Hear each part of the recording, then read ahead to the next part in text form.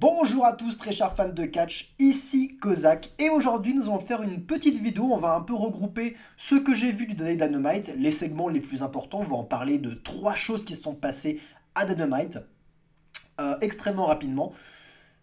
Vous savez quoi, ce que j'ai vu de Dynamite, j'ai plutôt bien aimé. Et ça fait du bien de dire un peu de bien de Dynamite parce que quand ils font les choses bien, il faut quand même le mentionner. Clairement la chose que je veux évacuer, la chose que j'ai le plus aimé dans ce show Dynamite, des segments que j'ai vus, c'est clairement la promo qu'il y a eu, la confrontation micro entre Christian Cage et Edge. Encore une fois, actuellement, c'est clairement les deux meilleurs éléments du show, de très très loin. Christian Cage légèrement au-dessus. Christian Cage est l'élément le plus intéressant de tout le roster AEW. Il est plus intéressant que MJF à l'heure actuelle, malheureusement pour MJF, parce que ses connaissances en tant que heel sont juste énormes. Le mec, c'est le heel parfait. Il est parfait. Et Edge a déjà la carrière derrière lui pour avoir une statue un style babyface hyper intéressant. Il a aussi les mics, les faciès, c'est aussi un sacré vétéran et il sait ce qu'il fait, ça marche extrêmement bien. Mais les deux ont aussi l'avantage d'avoir tout l'historique qui les entoure et toute leur histoire, le fait qu'ils ont monté ensemble en tant que frères, qu'ils étaient une équipe, qu'ils sont devenus des stars du catch ensemble. Sans Christian, pas de Edge. Sans Edge, pas de Christian.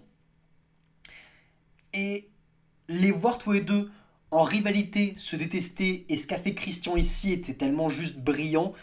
Bref, c'était un très très bon segment. En gros, Christian a réclamé Edge pour qu'il vienne, plusieurs fois. Il l'a bien attendu. Il avait 5 hommes de main avec lui qui le séparaient de Edge, mais il a dit aux hommes de main de s'écarter pour les séparer d'homme à homme à Edge. On va y arriver, elle était dure à dire celle-là. et, et Christian va faire un truc qui n'était pas vraiment attendu. Il va s'excuser auprès de Edge. Il va s'excuser, il va s'apitoyer. Il va lui faire, tu sais, tous les deux, on a monté ensemble et nous retrouver là, c'est quand même chaud. Et je suis désolé, mais tu n'as jamais eu de père, toi. Et ici, il représente un peu la figure patriarcale de la UW. Et je sais que quand on a grandi, c'est mon père à moi qui t'a servi de père de substitution aussi. Enfin, vraiment, il va toucher les sentiments auprès de Edge. Il va me parler de sa mère qui est décédée récemment et lui a dit que, bref, Edge n'a plus vraiment de famille et qu'il serait enchanté de redevenir son frère, son véritable frère, et que peut-être qu'ils pourraient refaire équipe ensemble, encore une fois.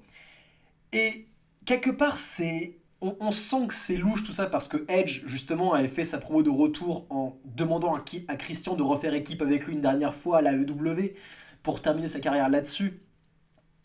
Et Christian lui avait fait ce fameux Go Fuck Yourself qui était, mais ouf, absolument incroyable, qui avait fait vriller Edge. Et là, Edge, quand il voit Christian lui demander ça, mais il se dit directement, mais tu te fous de ma gueule, t'es sérieux? Mais en même temps, quand Christian lui parle de son père, de sa mère, il le met au plus profond de son âme, il le met au plus profond de son état, pardon, pour que le mec soit hyper sensible et qui peut-être se fasse manipuler par Christian. Et Christian est en train d'avoir Edge, on le sent, et c'est brillamment joué. Jusqu'au moment où peut-être Christian s'apprête à faire un câlin à Edge, et d'un moment il essaie de lui faire un coup de ceinture, mais Edge est pas con, il voit le coup arriver, et énorme coup dans les couilles de Christian, et là, et là il lui fait Nice try, dumbass. Et c'était génial, c'était fantastique. Et ce que Edge veut, c'est pas qu'il fasse équipe, c'est la semaine prochaine. Ils vont s'affronter pour le titre TNT à Dynamite, un match que j'ai vraiment hâte de voir et je mettrai ce match dans l'intégralité. Christian contre Edge, ça va être génial. Le Dino et Nick Wayne ne sont plus aux côtés de Christian parce qu'ils ont été blessés par Edge, mais je pense qu'ils reviendront pour le match, pour le titre. Nous allons voir comment tout cela se passe, mais ça va être intéressant. Et Edge termine sa promo en disant ah oui, j'allais oublier, go fuck yourself. Un fuck qui est balancé. Vous savez quoi? C'est autorisé parce que c'est Edge et Christian et parce que ça a mis over beaucoup de choses. Est-ce que c'est nécessaire? Peut-être que. Je sais pas s'il a été bipé à la télé. Je pense qu'il a été bipé à la télé, j'imagine. Mais bref, une promo fantastique qui hype un match pour la semaine prochaine. C'est du bon contenu. C'est du bon contenu fait par des putains de pros. C'était très très bien. Et j'ai hâte de voir la suite de cette rivalité. C'est clairement la meilleure rivalité de la EW à l'heure actuelle. Il faut le mentionner. It's good shit. This is good shit. L'autre rivalité la plus importante actuellement à la EW est une rivalité qui souffre un peu du manque de tension. La rivalité entre Samoa Joe et MJF pour le titre mondial. En effet, a provoqué MJF, lui a réclamé un match pour le titre. MJF a validé ce title shot parce que Adam Cole disait non, gros, il faut que tu acceptes le title shot de Samoa Joe, c'est comme ça que ça se passe, tu peux pas fuir éternellement. MJF a donc accepté, mais MJF voulait se battre genre la semaine prochaine, genre bah là, en fait, le show qui s'est passé mercredi. Et Joe lui a dit non, non, parce que je te veux à 100%, je veux que tu sois au maximum de tes capacités. Et. Et peut-être que cela fait sens pour le personnage de Samoa Joe, mais je crois pas que c'est ce que j'ai envie de voir. Je crois pas que c'est ce que j'ai envie de voir. Je pense pas que j'ai envie de voir un Samoa Joe qui se comporte comme un monstre babyface, vous voyez ce que je veux dire, comme un monstre sportif. Je sais pas si c'est le Joe que j'ai envie de voir. Parce que le problème de ça, c'est que oui, ça crée une sorte d'événement sportif, les deux lutteurs vont être à 100%, attend que MJF se rétablisse sa blessure. Le pauvre a pris tellement cher face à Jay White, enfin, face aux différentes blessures qu'il a eu, il a pris tellement cher, mais bref. Le mec est pas en état de catch actuellement et on attend qu'il soit à 100%. C'est logique dans ce qu'il veut raconter, mais je ne sais pas si c'est le mieux parce que du coup, ça enlève toute tension entre Samoa Joe et MJF. Toute tension est enlevée. Et surtout que l'AEW est en train de mettre l'accent sur le démon, parce que le démon qui gravite autour de MJF réapparaît, il y a des lumières qui clignotent dans tous les sens, et le voilà qui apparaît à l'écran qui fait et il invoque des sbires qui attaquent MJF et tout. C'est ridicule. Attention, parce que je vois déjà venir les fans AEW me dire mais putain, mais Bray Wyatt il faisait pareil, et Taker il faisait pareil. Je dis pas que de l'autre côté c'était mieux, hein. Si vous connaissez, si vous me suivez depuis très longtemps, et encore une fois, que Bray Wyatt repose en paix, mais à l'époque où il était encore en vie, où il faisait encore du travail au sein de la WWE, je critiquais son travail parce que malheureusement, je trouvais que ça faisait vraiment hors sujet dans le produit WWE. Que tout ce qui est incantation, maléfice, magie, ça n'a rien à faire dans le milieu du catch. C'est une proposition intéressante, c'est du cinéma, mais comment tu le justifies? Comment auprès de quelqu'un de casus, c'est pas ridicule ce qui se passe? Qui a le contrôle des lumières? Si le mec a vraiment des véritables super pouvoirs maléfiques, pourquoi ne s'en sert-il pas de meilleure manière? Pourquoi c'est juste pour faire peur? Tout ce que je vois moi, c'est que je vois des lutteurs qui se maquillent, qui font genre et qui vont voir qui vont voir les techniciens dans les coulisses qui leur font alors là tu me mets des effets lumineux s'il te plaît, ok super, tu gères, tiens ton petit bifton. Et ensuite ils courent pour rentrer sur l'arène au bon moment, faire les mecs ils sont essoufflés, ils sont dû faire des trucs comme pas possible. Bref, c'est...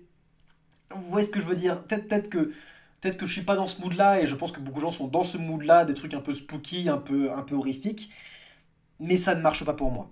Encore une fois, c'est ce que je disais avec le cas Bray Wyatt à l'époque, c'est que les gens disaient mais Undertaker ça marchait et pourtant tu ne critiques pas Undertaker, et c'est vrai que je ne critiquais pas Undertaker parce que je passais outre pour Undertaker pour tout ce côté maléfique, j'invoque les flammes, j'invoque les éclairs, etc., etc., parce que Undertaker avait pour lui le fait que c'était un colosse et que même sans et même ah, ben là, j'y arrive pas aujourd'hui, hein, et que même sans tous ces artifices, le mec était impressionnant. Qu'en soi, il n'avait pas besoin tous ces artifices pour faire peur à son adversaire. Le mec faisait 2,10 m, il avait une tête qui aurait fait flipper n'importe qui. Undertaker, c'était du bonus en soi, tous ces effets.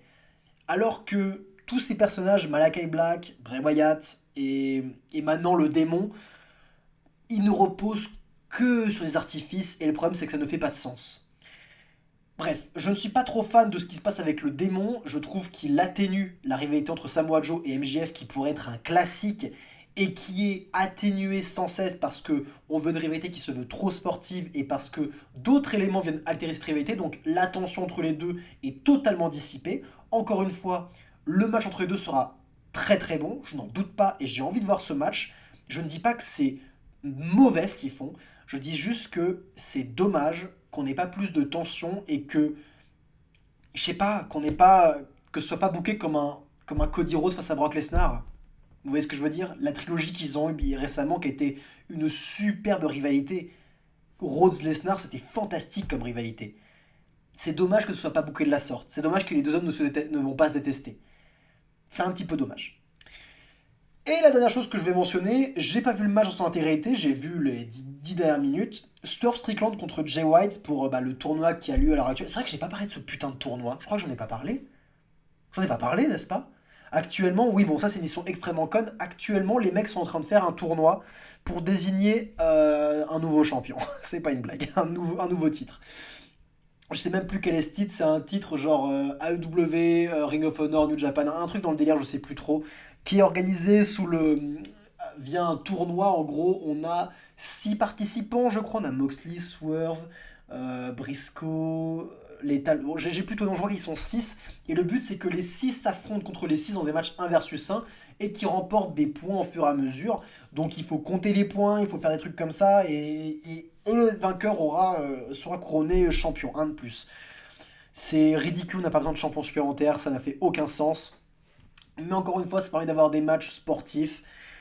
Très bien, les matchs sont pas mauvais en soi, mais je vois pas ce que ça apporte à la compagnie en fait. Mais ce qui est sûr par contre, la bonne chose, c'est que Swerve Strickland a battu Jay White dans le main event. Et c'est la bonne décision.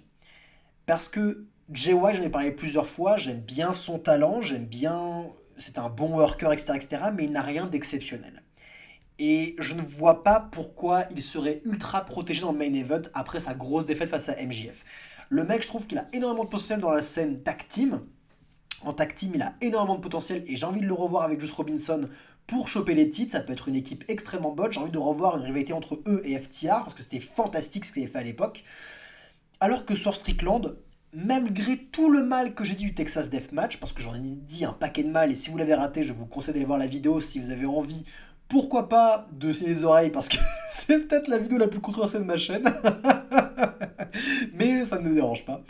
Euh, Malgré tout le mal que j'ai dit sur le Texas Deathmatch, Swerve Strickland en est sorti grandi. C'est vrai que j'aurais pu le mentionner, je ne l'ai pas mentionné, mais c'est vrai que je pense que cette rivalité et ce match, au fond, a fait du bien à Swerve Strickland. Le fait que le mec se batte la semaine d'après, après un Texas Deathmatch, ne fait aucun sens, qu'on soit bien d'accord. Mais ça a fait du bien à Swerve. Ça a fait beaucoup de bien à Swerve, et maintenant le voir battre Jay White dans le main event, on continue de propulser, et c'est clairement un des meilleurs talents de la AEW, et le voir monter les échelons vers le main event, pour qu'il devienne une véritable menace pour le titre mondial, ça me plaît. Parce que le mec a le full package. Il a le physique, il a le catch, il a la promo. Je ne suis pas contre. Je valide à 100%. Bref, j'ai pas vu le reste du show, mais encore une fois, quand on peut parler, quand on peut parler en bien de la AEW, on le fait sur cette chaîne. Et ici, j'ai quasiment que du bien à dire, hormis un petit bémol sur Joe MJF, pas qu'ils font les choses mal, mais qui pourraient faire les choses tellement 10 000 fois mieux. C'est tout pour cette petite critique de AEW Dynamite, c'était Kozak, prenez soin de vous, bande de fans de catch.